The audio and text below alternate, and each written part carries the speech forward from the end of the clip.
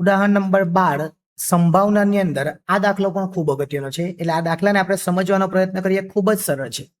1 થી 6 અંક વડે અંકિત કરેલ બે સમતોલ પાસાને એક સાથે ઉછાળવામાં આવે.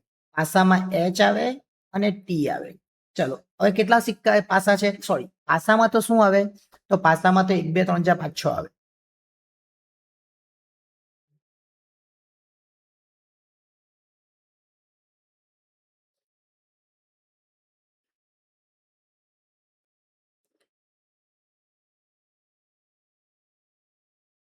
સંભાવના માટેનો ખૂબ જ અગત્યનો દાખલો છે. ઉદાહરણ નંબર 12. આપણે આ 12 નંબરનું ઉદાહરણ છે, ખૂબ અગત્યનું છે. 1 થી 6 અંક વડે અંકિત કરેલ બે સમતોલ પાસા, અને પાસા આવે એટલે કયા આંકડા આવે? 1 થી 6 સુધીના આંકડા આવે. પણ 1 થી 6 એવા બે પાસા છે, એટલે ખાસ ધ્યાન આપવાનું છે. બંને પાસા પરના અંકોનો સરવાળો 7 હોય. આ એક દાખલો કરવાનો. પાસાનો સરવાળો 10 થી મોટો હોય, આ બીજો દાખલો કરવાનો. અને સરવાળો વધુમાં વધુ 4 હોય, 4 થી વધુઓ નહીં જોઈએ, એક દાખલો કરવાનો. પાસા પરના અંકો સમાન મળે, આ એક દાખલો કરવાનો. અને પાસા પર મળતા અંકોનો સરવાળો 1 થાય, આ એક દાખલો. એ તો થવાનો જ નથી. અને બંને પાસા પર મળતા અંકોનો સરવાળો 12 કે તેથી ઓછો થાય, એટલે 12 કે તેથી ઓછો એટલે બધું જ આવી જાય. ચલો શું કરવાનું? એ પહેલા તો 36 લખવા પડે, કે બે પાસા છે ને, એટલે આપણે પહેલા નિદર્શ અવકાશ એટલે કે યુ લખવો પડે. 36 કયા કયા બને? તો પહેલા 1 એની સાથે 1, પછી 1 એની સાથે 2. હવે 1 સાથે કેટલા પાડવાના આપણે? 6 સુધી. એટલે પહેલા પાસા પર 1 જ પડે અને બીજા પાસા પર અંક બદલાતા રહે. ધારો કે તમે એક વાર પાસા ફેંકો છો તો પહેલા પાસા પર 1 ને બીજા પાસા પર 1. પાછું પાસો ફેંકો, પહેલા પાસા પર 1 જ પડે ને બીજા પર 2 પડે. એ જ રીતના પહેલા પર 1 પડે, બીજા પર 3, પહેલા પર 1 પડે, બીજા પર 4, પહેલા પર 1 પડે, બીજા પર 5, પહેલા પર 1 પડે ને બીજા પર 6. એ જ રીતના હવે પહેલા પાસા પર 2 અને પછી પાસાના પર જે બીજો છે પાસો છે એની અંદર બદલાયા કરવાનું. એટલે 6 સુધી લખી કાઢવાના. એટલે હું નીચે લખું છું, એમ તો તમારા ક્રમમાં લખે તો બી ચાલે, પણ નીચે ખબર પડી જાય તમને. જો આ 4 ની નીચે 4, તો 5 ની નીચે કેટલા? 5. અને 6 ની નીચે કેટલા? 6. થઈ ગયા. એ જ રીતના હવે 3 ચાલુ કરવાનું. હવે લખવાનું 3 સાથે કેટલા આવે? 1. ફરીથી 3 સાથે કેટલા આવે? 2. ફરીથી 3 સાથે 3, 3 સાથે 4, 3 સાથે 5 અને 3 સાથે 6. આવું કેટલી વાર કરવાનું? 6 સુધી કરવાનું. 4 સાથે 1, પહેલા પાસા પર 4 જ પડવાનો છે, પછી બીજા પર 2, 4 સાથે 3, 4 સાથે 4, 4 સાથે 5 અને 4 સાથે 6. એ જ રીતના હવે 5 નંબરનો જે છે અંક એ પહેલા પાસા પર પડશે અને બાકીના બધા પાસા પર અંક બદલાયા કરશે. એટલે આપણા બે પાસા છે ને, એટલે આપણે આવું કામ કરવું પડે. અને આ આપણે કરીએ ને એટલે તમને મજા આવી જશે ગણવાની. જોજો એકદમ ઈઝી દાખલો થઈ જશે. હવે છેલ્લું છે 6 સાથે 1, 6 સાથે 2, 6 સાથે 3, 6 સાથે 4, 6 સાથે 5 અને 6 સાથે 6. અહીંયા આપણા કેટલા? 36. એટલે n બરાબર 36 થઈ ગયું. કેમ કે આ જે છે એક લાઈનમાં 6, એવી 6 લાઈન છે, એટલે 36 આપણા નિદર્શ અવકાશમાં આવે. બરાબર. પહેલું આપણને એવું કીધેલું છે બંને પાસા પરના અંકોનો સરવાળો 7 થાય. બંને પાસા આ લખી જ દેવાનું, પરના અંકોનો સરવાળો એ લોકો એવું કીધેલું છે 7 થાય. હવે 7 ચેક કરવાના. 7 ક્યાં થાય? જો અહીંયા 7 થાય. આ 7 છે. પછી ક્રોસ લાઈન લઈ લેવાની આખી. આ બી 7 થશે, આ બી 7 થશે, આ બી 7 થશે. આ ચેક આખી લઈ લેવાની ક્રોસ લાઈન, બીજું કંઈ કરવાની. આખી જ લાઈન ક્રોસ લઈ લેવાની. એ બધામાં 7 7 7 રાખવાનું. એટલે આપણે m બરાબર આ બધા જ લખી દેવાના. 7 થી વધારો કહેતા બધા 7 થી વધારે, અને 7 થી ઓછા કહેતા ઉપરવાળા બધા 7 થી ઓછા. એટલે આ ક્રોસ લાઈન આખી લઈ લેવાની. એટલે આપણે લખવાનું 1 6. 2 સાથે 5 એટલે બી 7 જ થાય. 3 સાથે 4 એટલે બી 7 જ થાય. 4 સાથે 3 કરો તો પણ 7 જ થાય. અને 5 સાથે 2 કરો તો પણ 7 જ થાય. અને 6 સાથે 1 કરો તો પણ 7 જ થાય.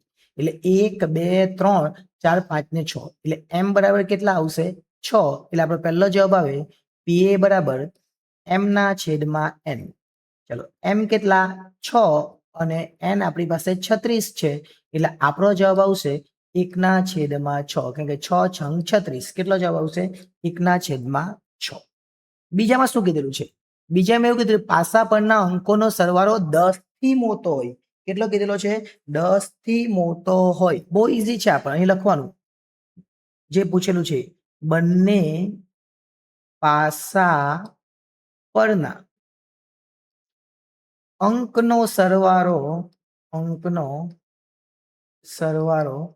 10 થી મોટો હોય.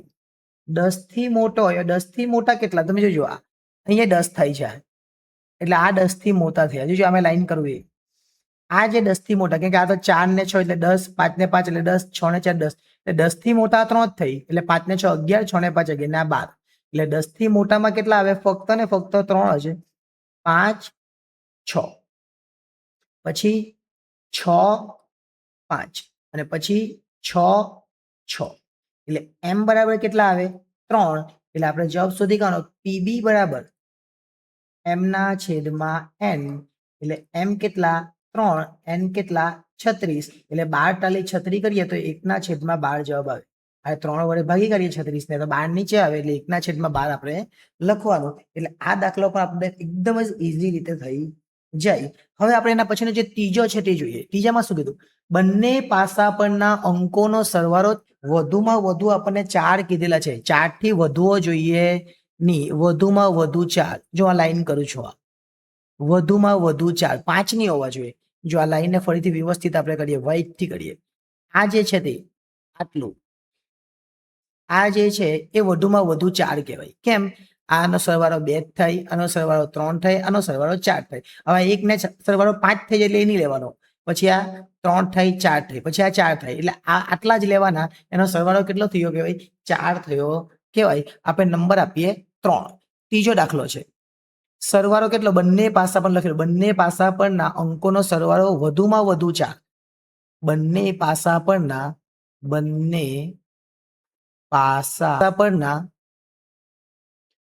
અંકોનો સરવાળો કેટલો? વધુમાં વધુ 4. વધુમાં વધુ 4 થાય. એટલે 5 6 7 એવું નહીં, વધારે વધારે કેટલા હોવા જોઈએ? 4 જ હોવા જોઈએ. એટલે m બરાબર કેટલા લેવાના?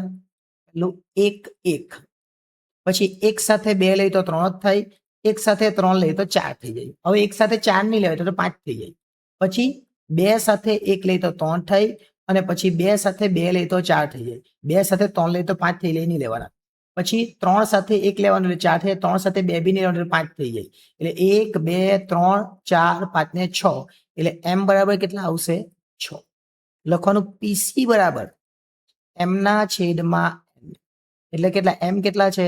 તો m આપણી પાસે 6 અને પેલા 36, એટલે જવાબ કેટલા આવશે? 1 ના છેદમાં 6. આમાં આપણો જવાબ આવે. Okay, number 4. અને 5 ને 6 આપણે બાજુમાં કરી લઈશું અહીંયા. ઓકે, હવે આ બધું ધ્યાનમાં નહીં આપતા, અત્યારે અહીંયા જોઈએ આપણે. ચલો, બંને પાસા પર સરખા જ અંક મળે. હવે સરખા ક્યાં ક્યાં મળે? જોજો, આ બધા સરખા સરખા મળશે. 1 1, 2 2, 3 3, 4 4, 5 5 અને 6 6. અહીંયા કેટલા છે? 1 મિનિટ, ફરીથી આપણે વ્યવસ્થિત લખી કાઢીએ. અહીંયા 6 5 અને અહીંયા 6 6, એટલે સરખા છે. બરાબર, એ સરખા આપણે લેવાના છે. એટલે આપણે દાખલો આ બાજુ કરીએ. ચાલો, શું કરવાનું? એ બંને પાસા પર કેવા કર્યા? સરખા અંક. બંને પાસા પર સરખા અંક મળે. સરખા અંક મળે. હવે સરખા અંક એટલે કયા કયા? ફરીથી કહું છું, 1 અને 1 એટલે સરખા કહેવાય, 2 અને 2 એ પણ સરખા કહેવાય, 3 અને 3, ત્યાર પછી 4 અને 4, ત્યાર પછી 5 અને 5, અને 6 અને 6. એટલે આ પણ કેટલા અંક થયા? 6 જ. એટલે m બરાબર 6 આવ્યા. એટલે પી ડી બરાબર m ના છેદમાં n, એટલે આમાં કેટલા આવે? 6 ના છેદમાં 36, એટલે આ જવાબ પણ કેટલા આવે? 1 ના છેદમાં 6 આવે. દાખલા નંબર 5 જોઈએ. 5માં શું કીધેલું છે? બંને પાસા પર મળતા અંકોનો સરવાળો 1 થાય. હવે બંને પાસા પર મળતા અંકોનો સરવાળો કોઈ દિવસ 1 થાય નહીં, કે 1 ને 1 તો 2 થઈ જાય. સૌથી નાનું જે જોઈએ તેને 1 ને 1 2 જ થઈ જાય, એટલે એક પણ જવાબ આવે નહીં. બંને પાસા પર મળતા અંકનો સરવાળો 1 થાય, અને 1 થાય એવું એક પણ નહીં આવે. એટલે m બરાબર ખાલી ગણ આવે, અથવા 5 લખવાનું. એટલે m બરાબર કેટલા? 0 એટલે PE ડી હતું ને હવે E આવ્યું અને m ના છેદમાં n એટલે કેટલા આવે 0 ના છેદમાં 36 એટલે આપણો જવાબ 0 આવે એટલે આ જવાબ આવશે આપણો 0. ચલો ત્યાર પછી છઠ્ઠો દાખલો. છઠ્ઠા દાખલામાં આપણે અલગ કલર લઈ લે. ચલો છઠ્ઠા દાખલામાં શું કીધેલું છે બંને પાસા પર મળતા અંકો નો સરવાળો 12 કે તેથી ઓછો હોય. આ 12 છે અને તેથી ઓછો એટલે આ બધા જ કેમ કે 6 ને 6 સૌથી મોટા છે અને એનો 12 થાય એટલે સૌથી ઓછા એ જ કેટલા છે 36. તો હવે એની 6 7 ને એવું તો આવવાનું નથી એટલે બધા જ આવે આ જેટલા બી છે એટલા બધાનો સરવાળો કેટલો થવાનો 12 થી ઓછો થવાનો એટલે લખવા નંબર 6 સરવાળો 12 કે તેથી ઓછો થાય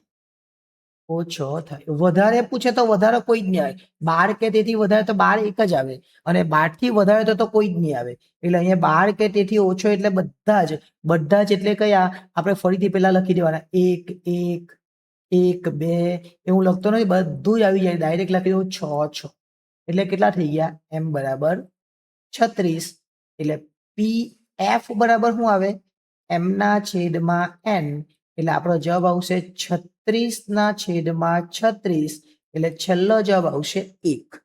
એટલે આ જે છે એ એક જ કહેવાય એટલે એને ચોક્કસ ઘટના કહેવાય આ ચોક્કસ ઘટના કહેવાય ને આ અશક્ય ઘટના કહેવાય કેવી કહેવાય આ અશક્ય આવું થવાનું જ નથી અને આ ચોક્કસ ઘટના કહેવાય એટલે આવી બધી ઘટનાઓની થિયરી છે એમાંથી આ એટલે આ હતું ઉદાહરણ નંબર 12 અને ખૂબ અગત્યનું ઉદાહરણ હતું. જો તમને આ આવડે તો ઘણા બધા દાખલા તમારા ક્લિયર થઈ જાય જો આપણને પાસાવાળા પૂછાય તો એટલે આ દાખલો પણ ખૂબ અગત્યનો હતો. નેક્સ્ટ ટાઈમ જ્યારે મળીશું ત્યારે દાખલા નંબર 13 સાથે આપણે આગળ વધીશું. આભાર.